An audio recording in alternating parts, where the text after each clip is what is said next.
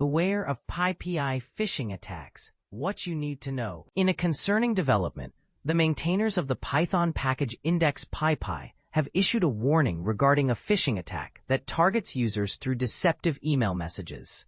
These emails, which appear to come from noreply@pypi.org and are labeled as PyPI email verification, are designed to mislead users into visiting fraudulent package sites. PyPI, which stands for the Python Package Index, serves as the official repository for Python software packages. It is a vital platform where developers can publish and share open-source Python libraries and tools, and where users can conveniently install these packages using the pip command, Python's package installer. Importantly, the PyPI maintainers have clarified that there has been no breach of their system. In recent days, individuals who have published projects on PyPI and included their email addresses in the package metadata may have received an email titled PyPI email verification from the email address noreply@pypj.org, stated Mike Fiedler, a safety security engineer at PyPI, in an advisory.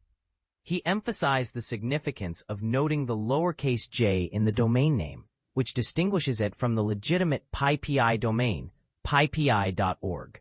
Fiedler further explained, this situation does not indicate a security breach within PyPI itself.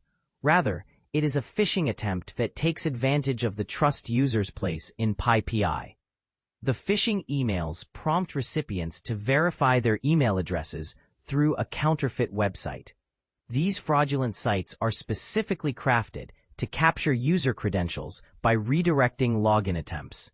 To alert users, PyPI has placed a banner on their homepage and is urging everyone to carefully check URLs before clicking. We're currently awaiting responses from CDN providers and domain registrars regarding the trademark and abuse notifications we have sent concerning the phishing site.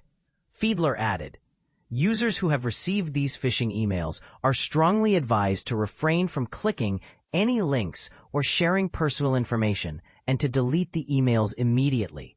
For those who may have inadvertently clicked the link and entered their credentials, it is crucial to change their PyPI password without delay and to review their account security history for any unusual activity.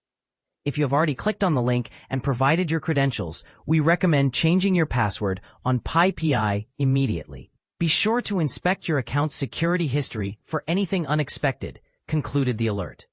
For further updates, you can follow Mike Fiedler on Twitter @SecurityAffairs, as well as on Facebook and Mastodon. This incident raises important questions about online security and the measures we take to protect our information.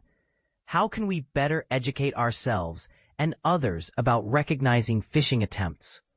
What steps should platforms like PyPI take to enhance user security? Share your thoughts in the comments below.